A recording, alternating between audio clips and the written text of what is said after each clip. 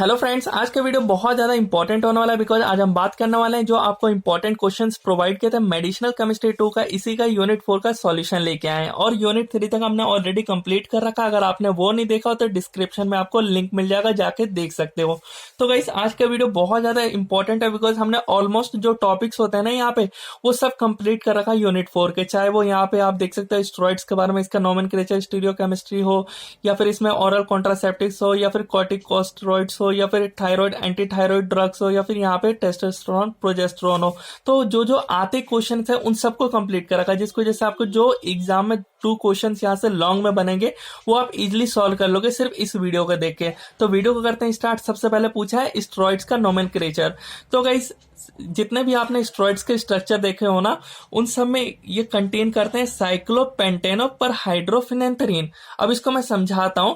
ये न्यूक्लियस हर एक स्टेरॉइड्स के पास प्रेजेंट होता है।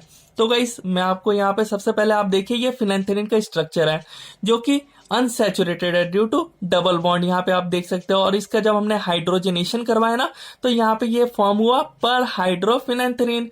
अब ये जो पर हाइड्रोफिनेंथरीन है ना, इसका हमने साइक्लोपेंटेन से हमने इसका रिएक्शन करवा दिया, जिसकी वजह से ये हमारा क्या बन गया, साइक्लोपेंटेनो पर हाइड्रोफिनेंथरीन। तो सिंपल सा ये नाम था। अब ये जो स्ट्रक्चर बना है तो इसमें आप देख सकते हो ये 6 मेंबर है, ये भी 6 मेंबर है और ये 6 मेंबर है, यानी ए बी सी जो है वो 6 मेंबर है। और जो ये डी देख रहे हो ना, ये तो साइक्लोपेंटेन है, तो ये 5 मेंबर हो गया। तो गाइस, ये था। और ये जो रिंग है ना, ये आपके बहुत काम आने वाली है और इसको आप इजिली ड्रॉ कर सकते हो। और मैं आपको इसका नेमिंग भी अभी थोड़ी देर में बताऊंगा। तो यहाँ पे जो लिखा हुआ है देख सकते हो, स्टेरॉइड्स जो कंटेन करते हैं 4 रिंग ABCD, और अपर हाइड्रोफिनेंथरीन जो रिंग होता है वो ABC, और ये कंप्लीटली सैचुरेटेड होते हैं। और जो डी रिंग है वो 5 मेंबर साइक्लोपेंटेन रिंग है। अब मूव करते हैं। सो गाइस, अब हम बात करने वाले हैं नंबरिंग। तो नंबरिंग आप कैसे करोगे उससे पहले मैं आपको एक सिंपली स्ट्रक्चर बना के दिखा देता हूँ कैसे आप बनाओगे स्टेप बाय स्टेप। तो यहाँ पे मैंने एक बेंजीन रिंग बनाया, फिर यहाँ पे ये दूसरा बेंजीन रिंग बना लिया। अब सिंपली क्या करना है कि एक ऊपर भी बेंजीन रिंग बना देना है। यहाँ पे टोटल मैंने 3 बेंजीन रिंग बना दिया। अब यहाँ पे जो क्या करना है कि एक साइक्लो पेंटीन बना देना है। तो ये कंप्लीट स्टेरॉइड्स का स्ट्रक्चर बन गया। हम नंबरिंग कहां से करेंगे, तो नंबरिंग हमें इस वाले पोर्शन से करना है। 1 2 3 4 और यहाँ पे 5 हो गया ये, फिर 6 7 8 9 10, ये 10 हो गया। अब 11 ये वाला होगा, 12 ये होगा, 13 ये होगा, 14 ये होगा, 15 ये होगा, 16 ये होगा और ये 17। तो टोटल ये हो गया नंबरिंग। अब गाइस, आपको भी ऐसे ही नंबरिंग करनी है जितने भी अब आप देखोगे ना कंपाउंड्स। अब ये 17 के बाद आगे भी अब कार्बन्स आएंगे, तो जो 17 के बाद आगे जो कार्बन्स आएंगे ना उसका भी नंबरिंग बताऊंगा। तो इसके बाद यहाँ पे आएगा कोई भी कार्बन आएगा ना 17 के बाद 18, वो यहीं पे प्रेजेंट होगा CH3, तो ये हमारा 18th होगा। और जो 19th वाला होगा ना वो यहाँ पे प्रेजेंट होगा। जो हमारा ये 10th कार्बन है ना, इसके ऊपर प्रेजेंट होगा 19th वाला, वो हम आगे देखेंगे। अभी थोड़ा सा बस आप इतना समझिए कि नंबरिंग कैसे किया हमने। तो सबसे पहले मैंने ए रिंग को नंबर किया, फिर बी, फिर सी, फिर डी की तरफ गए, और ये टोटल 17, यानी 17 कार्बन कम से कम आपको दिख जाएगा हर एक स्टेरॉइड में, और उससे ज्यादा भी दिखेगा। तो गाइस, ये मैंने आपको जो बताया वही यहाँ पे लिखा हुआ है।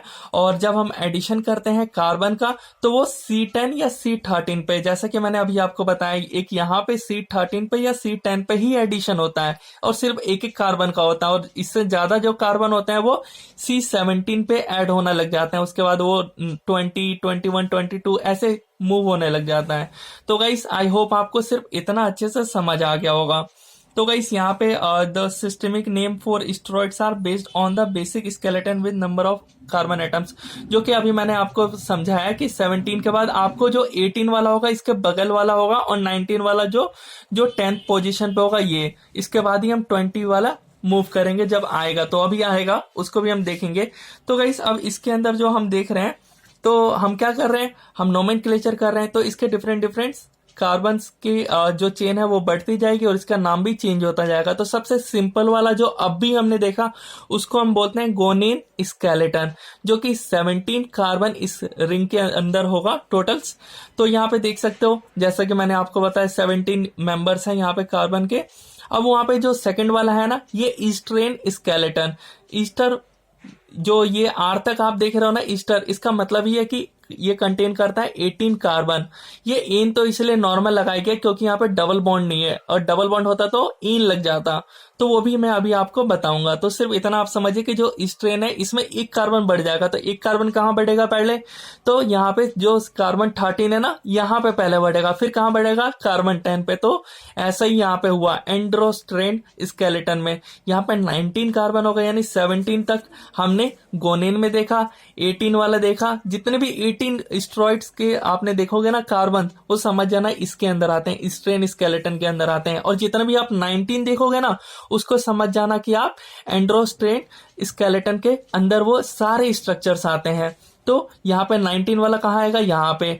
अब मूव करते हैं नेक्स्ट क्या है, प्रेग्नेन स्केलेटन, जिसके अंदर 21 कार्बन आते हैं। अब 21 कैसे आएंगे, तो यहाँ पे 17 आ गया था, 18 वाला जो यहाँ पे कार्बन 13 है यहाँ पे आएगा, फिर 19 वाला यहाँ पे आएगा कार्बन 10, और फिर जो 20 वाला कार्बन होगा वो कहाँ से, 17 से आगे जो कार्बन आएगा उसको हम 20 मानेंगे, और इसके बाद 21, 22 ऐसे जाएगा। तो ये टोटल 21 होगा, जिसमें हम मिथाइल ग्रुप जो है कार्बन 13 और कार्बन 10 पे प्रेजेंट होगा एक, और एक 17 पे प्रेजेंट होगा। यही मैंने लिखा हुआ है, और ये आप अच्छे से कर लोगे, इसमें कोई दिक्कत नहीं है। अब यहाँ पे नेक्स्ट जो है वो है कोलेस्टेन स्केलेटन। इसके अंदर टोटल 27 कार्बन होंगे। तो गाइस देख लो यहाँ पे, जो पहला एडिशन होगा कहाँ पे होगा, कार्बन 13, कार्बन 10, उसके बाद 17। तो 17 के बाद 18, 19 हो गया ये, फिर यहाँ पे हमने एक ऐड किया तो ये 20 हो गया, फिर 21 हो गया उधर, फिर ये 22, 23, 24, 25, 26, 27। तो टोटल ये हो गया हमारा कोलेस्टेन स्केलेटन। जितने भी आप आगे स्ट्रक्चर्स देखोगे उसके अंदर आप यही पाओगे, वो आप देख करके कैलकुलेट कर लोगे, अच्छा इतने कार्बन है, डेट मीन्स वो इस क्लासिफिकेशन के अंदर आते हैं। तो अब हम समझ लेते हैं, ये तो हो गया नॉर्मल सा। अब हम समझते हैं इसमें अल्फा और बीटा कॉन्फ़िगरेशन। ये अल्फा और बीटा कॉन्फ़िगरेशन जो होता है वो क्या होता है, वो मैं अभी आपको बताऊंगा। सिर्फ इस स्ट्रक्चर को देखिए आप ये समझिए कि एक ये वाले जो कार्बन, यहाँ पे कौन सा कार्बन है, यहाँ पे 5th वाला है, जैसे यहाँ पे आप देख सकते हो। अब ये 5th वाले कार्बन पे ना अगर डॉटेड, लाइक ये डॉटेड है, डॉटेड में अगर H जो हाइड्रोजन है ये प्रेजेंट होगा, तो समझ जाना है कि वो अल्फा है, बस इतना समझिए आप, वो अल्फा है। अगर वहीं पे अगर सीधी लाइन ऐसे खींचा हो ना, जो स्ट्रेट लाइन होता है, तो आप समझिए वो बीटा है। तो ये जो स्ट्रक्चर आप देख रहे हो ना, ये किसका स्ट्रक्चर है, एंडोस्ट्रेन का, एंडोस्ट्रेन का। और यहाँ पे जो आप देख रहे हो 5th पोजीशन पे डॉटेड हाइड्रोजन है, तो यहाँ पे हमने अल्फा यूज किया। तो 5 नंबर पे क्या है, अल्फा है, और ये जो स्ट्रक्चर है उसका नाम क्या है, एंडोस्ट्रेन। तो गाइस सिर्फ इतना ही। और वहीं पे अगर स्ट्रेट में H हो तो ये क्या हो जाएगा, 5 बीटा एंडोस्ट्रेन, एकदम सिंपल सा है। तो गाइस हमें सिर्फ 5th पोजीशन देखना, और कोई पोजीशन नहीं देखना। 5th पोजीशन पे है तो ठीक है, अगर आपको 5th पोजीशन पर शो नहीं हो रहा है तो आप क्या कर सकते हो, यहाँ पे एक वेव लाइक स्ट्रक्चर ऐसे बना सकते हो और फिर H लिख देना, जिससे आपको कंफर्म नहीं है, और आप ये बता सकते हो ये 5 अल्फा या बीटा एंडोस्ट्रेन है। तो गाइस ये हो गया आपको समझना। अब ये मैंने डॉटेड और ये स्ट्रेट लाइन से आप क्या समझे हो वो भी बता देता हूं मैं आपको। वो जनरली अभी आप स्टीरियो केमिस्ट्री में समझते हैं। तो ये रहा कार्बन वहां का, ये 5th पोजीशन वाला कार्बन है। एक ये वाला जो ऊपर देख रहे हो ना, ये मतलब कि ऊपर प्लेन के ऊपर है। तो ये जो ऊपर वाला देख रहे हो ये है स्ट्रेट लाइन वाला हाइड्रोजन, जो कि स्ट्रेट लाइन से इंडिकेट होता है कि वो एटम जो है वो ऊपर है, यानी वो हाइड्रोजन ऊपर है। और जो डॉटेड वाला से समझ रहे हो ना कि जो वो स्ट्रक्चर है ना उस प्लेन के नीचे है वो, तो ये हो गया डॉटेड वाला कि वो नीचे की साइड में इंडिकेट कर रहा है। तो यही इंडिकेट करता है, वो स्टीरियो केमिस्ट्री में हम उसी के बारे में डिस्कस करेंगे। अगर एक बॉन्ड आ गया हमारे स्ट्रक्चर के अंदर, जो हमारे स्ट्रक्चर है सिर्फ एक बॉन्ड आ गया, तो उसकी जगह पे क्या लिखना होगा, अब डाई इन लिखना होगा, जो हम एन एन कर रहे थे उतनी देर से। और डबल बॉन्ड हो गया तो 2 बॉन्ड हो गया तो डाई इन, ऐसी 3 हो गए तो ट्राई इन। तो गाइस यहाँ पे आप देख सकते हो यहाँ पे। और यहाँ पे एक और चीज है कि बहुत जगह आपने बुक्स में भी देखा होगा, ये ट्रायंगल शेप से इंडिकेट करते हैं। तो ये जो ट्रायंगल शेप देख रहे हो ना, इसको इंडिकेट करते हैं हम लोग, कार्बन और कार्बन को इंडिकेट करते हैं इस ट्रायंगल से। कैसे, तो यहाँ पे आप देख रहे हो कि ये डबल बॉन्ड कहाँ पे लगा है, 5th और 6th पोजीशन पे लगा है। तो कम वाला जो कार्बन नंबर है वो कौन सा है, 5th है। तो हम क्या करेंगे, ये ट्रायंगल लेंगे और 5th लिख देंगे। सिर्फ इतना लिखने से वो समझ जाएगा ना सामने वाला कि जो ये ट्रायंगल फिफ्थ लिखा है, यानी जो पांचवें और छठे कार्बन के बीच में डबल बॉन्ड है। अगर यहाँ पे 14th और 15th के बीच में लिखा होता तो यहाँ पे मैं 14th लिख देता और 15th, वो समझ जाता कि 14 और 15 के बीच में है। अगर बाई चांस क्या होता है कि डबल बॉन्ड यहाँ पे आकर के लग जाए 5 और 10 के बीच में, तब तो ये कंफ्यूजन हो गया। तब आपको उस टाइम पे इनिशियल वाला क्या करना है, ट्रायंगल के ऊपर छोटा सा लिख देना 5 और ब्रैकेट में आपको बता देना कि वो 10 पे मर्ज है, यानी 5 और 10 के बीच में वो डबल बॉन्ड प्रेजेंट है। सो आई होप आपको गाइस इतना अच्छे से समझ आ गया होगा। अब ये समझ आ गया तो गाइस अब मैं थोड़ा सा एक दो आपको जो और स्टेरॉइड्स है उसके बारे में बता देता हूँ स्ट्रक्चर, जैसे कि टेस्टोस्टेरोन हो गया और प्रोजेस्टेरोन हो गया, इसके जो स्ट्रक्चर है और यूजेस है वो पूछा जाता है। तो इसको कंप्लीट करके फिर हम स्टीरियोकेमिस्ट्री देख लेंगे। तो यहाँ पे जैसे कि स्ट्रक्चर आप देख सकते हो, टोटल यहाँ पे कितने कार्बन है, 17, 18 और ये 19। तो टोटल कितने कार्बन हो गए यहाँ पे, 19। तो गाइस टोटल 19 है, तो किसके अंदर आएगा, ये एंड्रोस्टेन के अंदर में आएगा। ये जो स्ट्रक्चर आप देख रहे हो टेस्टोस्टेरोन का, इसका यूज किस लिए किया जाता है। और ये स्ट्रक्चर आपको देखना होगा कि यहाँ पे CH3 तो है नॉर्मल, और यहाँ पे एक कीटोन ग्रुप लगा हुआ, यहाँ पे हाइड्रोक्सिल ग्रुप लगा पड़ा है। और यहाँ पे इसका यूज किस लिए किया जाता है, तो to increase lean body mass and muscle strength. और इसका यूज किया जाता है for male with primary hypogonadism, जो कि टेस्टिकुलर डिस्फंक्शन की वजह से होता है, तो उसको ठीक करने के लिए। अब यहाँ पे नेक्स्ट एक स्ट्रक्चर था प्रोजेस्टेरोन का। अब ये प्रोजेस्टेरोन में आप देख सकते हो यहाँ पे टोटल कार्बन कितने हैं, यहाँ पे 20 और 21। डेट मीन्स ये आ गया प्रेग्नेंट के अंदर। अब प्रेग्नेंट के अंदर आ गए तो इसका नेमिंग भी गाइस आप थोड़ी देर में देखोगे। सो इसका मेनली यूज देख लेते हैं। स्ट्रक्चर आप देख लिया हो, एकदम सिंपल है, कोई कॉम्प्लिकेटेड यहाँ पे कोई स्ट्रक्चर नहीं है। और यूजेस में hormone therapy of post menopause women के लिए, और secondary amenorrhea abnormal uterine bleeding in patient without underlying organic pathology. तो गाइस अब मूव करते हैं नेक्स्ट स्टीरियोकेमिस्ट्री, जो कि बहुत ज्यादा इंपॉर्टेंट भी है और आपको ये समझना भी है। सो गाइस जैसे कि यहाँ पे आप स्ट्रक्चर देख सकते हो, मैंने ये टोटल कितने कार्बन का ले लिया, 17, 18 और 19 कार्बन का यहाँ पे ले रखा है, एक यहाँ पे 20।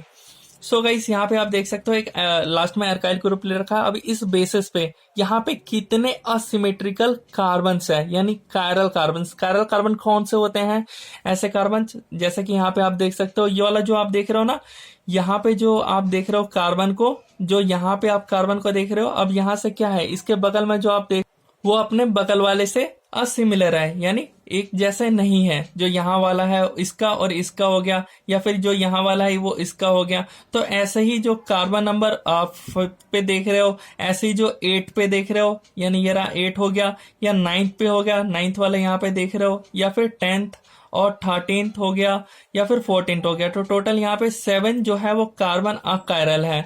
अब ये अकायरल जो कार्बन आप यहाँ पे देख रहे हो, तो इसकी वजह से कितने आइसोमर्स, जो ऑप्टिकल आइसोमर्स है वो बनेंगे। तो टोटल 128 स्ट्रक्चर इस बेसिस पे बनेंगे, सिर्फ और सिर्फ इन 7 के ऊपर। जो मैंने स्ट्रक्चर लिया है इनके बेसिस पे बता रहा हूँ।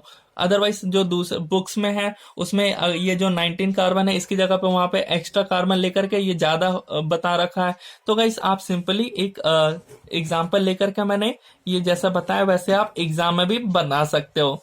तो टोटल यहाँ पे 128 स्ट्रक्चर बेस पे बन सकते हैं, बिकॉज जो फॉर्मूला है 2 की पावर n, n जो है वो रिप्रेजेंट करता है कितने कायरल सेंटर्स है। टोटल 7 है, तो 7 की वजह से यहाँ पे टोटल 128 हो गया। तो 128 ऑप्टिकल इसके आइसोमर्स फॉर्म हो सकते हैं।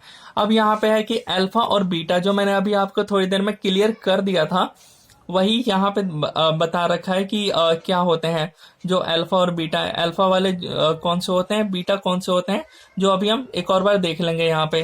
तो गाइस यहाँ पे बता रखा है कि it has been found not that natural occurring जो सैचुरेटेड स्टेरॉइड्स होते हैं वो 2 टाइप से क्लासिफाई किए गए हैं, एक तो कोलेस्टेन सीरीज और एक कॉप्रोस्टेन सीरीज। तो यहाँ पे कोलेस्टेन सीरीज जो आप देख रहे हो ना, इसके अंदर नॉर्मली वही स्ट्रक्चर है जैसा अभी हमने नॉर्मल स्ट्रक्चर देखा, सेम टू सेम वही स्ट्रक्चर है। अब इसमें डिफरेंस क्या है वो बता। सो यहाँ पे जो आप रिंग ए देख रहे हो और जो ये रिंग बी देख रहे हो, ये आपस में ट्रांस है, यानी अपोजिट है। फिर जो बी वाला है वो सी के है और सी वाला डी के ट्रांस है, यानी अपोजिट है। जैसा कि गाइस यहाँ पे आप देख सकते हो, मैंने यहाँ पे कैरल फॉर्म स्ट्रक्चर बना रखा है, जिससे आप समझ सकते हो ये ए वाला बी के अपोजिट है और बी वाला सी के और सी वाला जो है वो डी के। अब गाइस यहाँ पे जो हमने अल्फा वाला क्यों जरूरत पड़ता है इंडिकेट करने के लिए, वो इसीलिए इंडिकेट करना पड़ता है कि यहाँ पे जो आप हाइड्रोजन देख रहे हो डॉटेड का मतलब क्या हुआ कि ये अल्फा से डिनोट होगा, बिकॉज ये नीचे की साइड है। ये जो हाइड्रोजन है वो नीचे है प्लेन के, इस स्ट्रक्चर के ऊपर की साइड में नहीं है। और गाइस यहाँ पे जो आप CH3 देख रहे हो ना, ये इंडिकेट करता है कि ये जो प्लेन है ना, ये इस कंपाउंड के ये ऊपर की साइड में CH3 है, तो बस यही इंडिकेट करता है। और ऐसा ही जो ये सेकंड बी वाला देख रहे हो, इसमें भी यही है, एक हाइड्रोजन, ये वाला हाइड्रोजन जो है वो नीचे है और ये वाला ऊपर की साइड में है, तो एक तरह से ट्रांस है, यानी अपोजिट है। और यहाँ पे एक हाइड्रोजन नीचे है तो यहाँ पे CH3 जो है वो ऊपर है। इस टाइप से ये जो है वो अल्फा कोलेस्टेन की सीरीज है। कॉप्रोस्टेन में थोड़ा सा बस यहाँ पे डिफरेंस है कि जो रिंग आप ए वाला देख रहे हो और जो ये रिंग बी देख रहे हो, ये आपस में सिस है। अब सिस है, पिछला वाला क्या है था, ट्रांस था, यानी ये दोनों अपोजिट थे। जो CH3 ऊपर था तो H जो नीचे था, बट इसमें अलग है, सिर्फ और सिर्फ रिंग ए और बी के बीच में। बाकी सब सेम है कि बी, सी और सी और डी ये सब ट्रांसफॉर्म में ही है, यानी एक ऊपर होगा एक नीचे स्ट्रक्चर होगा प्लेन के। तो यहाँ पे जो आप देख रहे हो, ये जो CH3 है ये भी ऊपर है और जो ये हाइड्रोजन है ये भी ऊपर है, दोनों ही। बट यहाँ पे जो हाइड्रोजन है एक नीचे है तो ये ऊपर है, फिर ये नीचे है ये ऊपर है। तो गाइस बाकी सब सेम है, बस आगे वाला जो पोर्शन है ये जो है दोनों ही ऊपर है। अब ऊपर होने की वजह से यहाँ पे हम लोग बीटा से ये डिनोट करते हैं, यानी बीटा कॉप्रोस्टेन स्ट्रक्चर। तो गाइस बस यही था स्टीरियोकेमिस्ट्री। अब हम मूव करते हैं नेक्स्ट। सो गाइस अब हम यहाँ पे कॉर्टिकोस्टेरॉइड्स के बारे में पढ़ रहे हैं, तो यहाँ पे देख लेते हैं जो कॉर्टिकोस्टेरॉइड्स जो होते हैं इन्हीं को हम लोग एड्रेनल कॉर्टिकल हॉर्मोन्स होते हैं। और जो यहाँ पे आप देख रहे हो, ये नाम जो देख रहे हो कॉर्टिको, ये कॉर्टिको का मतलब होता है, ये रिफर करता है एड्रेनल कॉर्टेक्स को, जो कि स्टेरॉइड हार्मोन का बनाता है। अब यहाँ पे जो ये कॉर्टिकोस्टेरॉइड जो हार्मोन है ये प्रोड्यूस होता है एड्रिनल कॉर्टेक्स से। अब जैसे कि यहाँ पे आप देख सकते हो, मैंने यहाँ पे ये स्ट्रक्चर बना रखा है एड्रिनल ग्लैंड का। इसमें एक इनर पार्ट होता है और एक आउटर पार्ट होता है। इनर पार्ट जो होता है ये एड्रिनल मेडुला हम इसको बोलते हैं, और ये प्रोड्यूस क्या करता है, एड्रिनलिन को।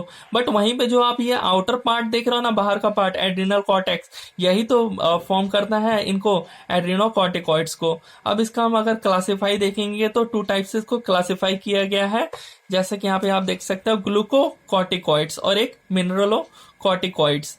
अब ये सब जो होते हैं ये इन्वॉल्व होते हैं स्ट्रेस रिस्पॉन्स के, उस टाइम पे ये रिलीज होते हैं, और इम्यून रिस्पॉन्स रेगुलेट करते हैं, इन्फ्लामेशन को, प्रोटीन मेटाबॉलिज्म करते हैं। तो ये सब इनका काम होता है। तो थोड़ा सा वही हम डिस्कस कर लेते हैं और इन सब के बारे में भी आ जाता है। आपको अगर कॉर्टिकोइड के बारे में पूछा गया तो आप ये सारा बता सकते हो, और ये 2 मार्क्स में भी बन सकता है, तो इस वजह से इनको भी कवर कर रहे हैं। उसी के अंदर ये सब आते हैं, जैसे कि क्लासिफिकेशन हमने देखा था। तो ये ग्लूकोकॉर्टिकॉइड्स जो होते हैं इसके अंदर एग्जाम्पल है कॉर्टिसोल।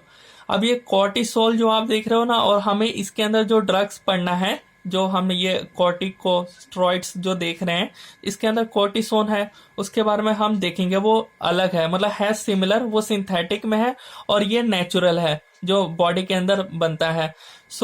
अब यहाँ पे जो आप देख रहे हो ये क्या काम करता है, तो carbohydrate metabolism, fat lipid metabolism, protein metabolism और anti inflammatory, immunosuppressive, anti proliferative और वैसोकंस्ट्रिक्शन इफेक्ट शो करते हैं ये। और जो मिनरलोकॉर्टिकॉइड्स जो होते हैं जैसे कि एल्डोस्टेरोन हो गया, ये प्राइमरी इन्वॉल्व होते हैं रेगुलेशन इलेक्ट्रोलाइट और वाटर इम्बैलेंस का। इसके अंदर अगर हम स्ट्रक्चर के बेस पे जो क्लासिफिकेशन देखेंगे ना, और जो पूछा भी जाता है मोस्टली वो कार्टिसोन के ऊपर पूछा जाता है क्वेश्चंस, और हाइड्रोकार्टिसोन के ऊपर पूछा जाता है क्वेश्चन, और यहाँ पे डेक्सामिथासोन, यानी ये 3 ड्रग्स के बारे में पूछा ही जाता है। तो उस बेस पे यहाँ पे 2 टाइप से क्लासिफिकेशन किया गया है, एक हाइड्रोकार्टिसोन टाइप और एक बीटा मीथासोन टाइप। तो गाइस इन दो आपके सिलेबस में, इसके अलावा भी थर्ड और फोर्थ आता है, बट वो सिलेबस में ना होने की वजह से मैंने नहीं लिखा है, बिकॉज वो ज्यादा हो जाता। तो गाइस ये कंप्लीट हो गया। आपको सिर्फ और सिर्फ मैंने क्या बताया है, कार्टिकोस्टेरॉइड्स के बारे में। अब इसके अंदर जो ड्रग्स हमने सिलेबस में है, एक तो था कार्टिसोन जो कि इम्पोर्टेंट है, उन्हीं को मैं आपको कवर करूंगा। वैसे आई थिंक 5 ड्रग्स है, तो उसमें से जो टॉप 3 ड्रग्स है जो हर बार आते रहते हैं, उन्हीं के बारे में डिस्कस करेंगे। तो जो कार्टिसोन होता है, ये क्या होता है, ये सिंथेटिक स्टेरॉइड्स होता है, यानी इसका काम बिल्कुल कॉर्टिसोल जैसा होता है। जैसा कि अभी हमने आपको डिस्कस किया था, कॉर्टिसोल वो कॉर्टिसोन जैसा होता है। ये जो होता है ये सिंथेटिक होता है और इसके जैसा ये काम करता है, इस वजह से हम इसका यूज करते हैं। अब ये कार्टिसोन जो है इज अ प्रेग्नेंट, यानी 21 कार्बन वाला ये कंपाउंड है। जैसे यहाँ पे आप देख सकते हो स्टेरॉइड है ये, इसके पास ये न्यूक्लियस है स्टेरॉइडल, और it is a synthetic corticosteroid है। और इसका जो नेमिंग है वो 17 पे अल्फा है, जैसा कि ये 17 है। यहाँ पे डॉटेड डॉटेड आपको मालूम ही होगा, डॉटेड डॉटेड से हम लोग अल्फा रिप्रेजेंट करते हैं। और 21वें जो पोजीशन है यहाँ पे डाई हाइड्रोक्सी, यानी जो 20 के बाद 21वां है, यहाँ पे हाइड्रोक्सी ग्रुप भी है। और यहाँ पे प्रेग्नेंट यानी जो 21 कंपाउंड है, इस वजह से 4N, यानी यहाँ पे डबल बॉन्ड की वजह से हमने लगाया। फिर 3, 11 और 20 पोजीशन पे कीटोन ग्रुप है, जैसा कि यहाँ पे आप देख सकते हो, ये 3 कीटोन ग्रुप है, इसकी वजह से यहाँ पे टोटल ये नेम पड़ा। अब यहाँ पे कार्टिसोन जो है वो सप्रेस करता है इम्यून सिस्टम को, और ये रिड्यूस करता है इन्फ्लामेशन, पेन, स्वेलिंग, ये सब आप बता सकते हो इसके बारे में। इसका यूजेस भी यही है कि जो कार्टिसोल, अब यहाँ पे कार्टिसोल बोल रहा हूँ तो कंफ्यूज मत होना, दोनों का काम एक ही है, इस वजह से इसका यूज मैं वही लिख रहा हूँ, मैं कार्टिसोल नेम लिखा है। कार्टिसोन जो होता है ये, और जो इफेनेफ्रिन जो होते हैं, ये मेन कंपाउंड्स होते हैं जो रिलीज होते हैं बॉडी में during reaction to stress time पे। अब ये एलिवेट करते हैं ब्लड प्रेशर को और प्रिपेयर करते हैं बॉडी को फाइट और फ्लाइट रिस्पॉन्सेस के लिए। इसका इंजेक्शन भी यूज किया जाता है शॉर्ट टाइम पेन के लिए, पेन को कम करने के लिए, स्वेलिंग को, और इन्फ्लामेशन और जॉइंट्स जो हुआ रहता है उसको ठीक करने के लिए। अब यहाँ पे मूव करते हैं नेक्स्ट, जो कि है हाइड्रोकोर्टिसोन। आई होप आपको अच्छे से दिख रहा होगा। हाइड्रोकोर्टिसोन जो होता है ये कॉर्टिसोल जैसा ही होता है, सिमिलर स्ट्रक्चर होता है। जैसा कि यहाँ पे आप देख सकते हो, यहाँ पे OH होता है, उसमें I think double bond ketone group होता है इस वाले पोजीशन पे, और बाकी स्ट्रक्चर तो सिमिलर ही मेरे को दिख रहा है यहाँ पे। और 11 बीटा, यहाँ पे बीटा यहाँ पे शो हो रहा है, बिकॉज जो लाइन है, आप 11th पोजीशन अगर देखें, 1 2 3 4, ये 10th हो गया, ये रहा 11th, तो 11th पोजीशन पे बीटा, 17 पे अल्फा, और 21 पे ट्राई हाइड्रोक्सी प्रेग 4 इन 3, 20 पे डायोन, यानी कीटोन ग्रुप 2 प्रेजेंट है बस इसमें। और इसका ये एक्ट करता है जैसा कि ग्लूकोकॉर्टिकॉइड्स और मिनरल कॉर्टिकॉइड्स दोनों के जैसा ही ये बिहेव करता है, एक्ट करता है। और इसके पास लो पोटेंसी होता है एज इन सिंथेटिक कॉर्टिकोस्टेरॉइड्स। अब इसका यूज की बात करें तो हाइड्रोकोर्टिसोन जो होता है, इसका यूज किया जाता है इम्यूनोसप्रेसिव ड्रग्स के लिए, और साथ ही इट में be injected into inflame joints. Inflame joints में इसका इंजेक्शन दिया जाता है, किसके लिए, तो गाउट के लिए। अब यहाँ पे नेक्स्ट है जो कि एक और स्ट्रक्चर था डेक्सामीथासोन, इसके बारे में पूछा जाता है। तो यहाँ पे आप देख सकते हैं, यहाँ पे फ्लोरीन प्रेजेंट है, तो कंफ्यूज मत होना, 9 अल्फा फ्लोरीन, बिकॉज यहाँ पे डॉटेड से रिप्रेजेंट है, इसी वजह से। अब यहाँ पे हम अगर इसका यूजेस के बारे में आपको जनरली पूछा जाता है, तो आप बता सकते हो अस्थमा में यूज किया जाता है, और इन्फ्लामेटरी एंड एलर्जिक कंडीशन में यूज किया जाता है। इसका यूज किया जाता है सप्रेस करने के लिए स्वेलिंग और ट्यूमर्स को स्पाइन और ब्रेन के अंदर जो हुए रहते हैं। बस ये सारे पीडीएफ आपको वेबसाइट में मिल जाएगा, तो आपको डिस्क्रिप्शन में जाओगे तो वहां पे मिल जाएगा। अब मूव करते हैं नेक्स्ट, जो कि है थायराइड ड्रग्स। इसके बाद हम देखेंगे वो ओरल कॉन्ट्रासेप्टिव्स, उसको भी हम कंप्लीट करें हैं। तो जो थायराइड ग्लैंड जो होता है, इसका अगर वेट की बात करें तो 20 ग्राम एडल्ट में होता है, और ये सिचुएटेड होता है नेक इन फ्रंट ऑफ ट्रैकिया के सामने। अब ये जो ग्लैंड है वो सिक्रेट करता है T4 T3, ये तो सिक्रेट करता ही है, जो कि मेन हार्मोन है वही लिखा है। और एक और है जो कि है कैल्सीटोनिन, जिसको मैंने लिखा नहीं है क्योंकि वो इतना इंपॉर्टेंट नहीं है, कैल्सीटोनिन। सो मेन जो ये दो थे, इन्हीं दो के बारे में आता है। नॉर्मली आपसे थोड़ा सा ये पूछ लेगा थायराइड ड्रग्स कौन से होते हैं, तो ये होते हैं आपको एल-थायरोक्सिन होता है, एल-थायरोनिन हो गया। सो इन्हीं दोनों का स्ट्रक्चर आता है, और ये स्ट्रक्चर बहुत ज्यादा इंपॉर्टेंट है as compare to anti thyroid drugs. Anti thyroid drugs के ज्यादा ये वाला क्वेश्चन पूछा गया है। लास्ट 3 ईयर्स आप उठा के देख सकते हो। इसका स्ट्रक्चर आपको नॉर्मली बना देना है।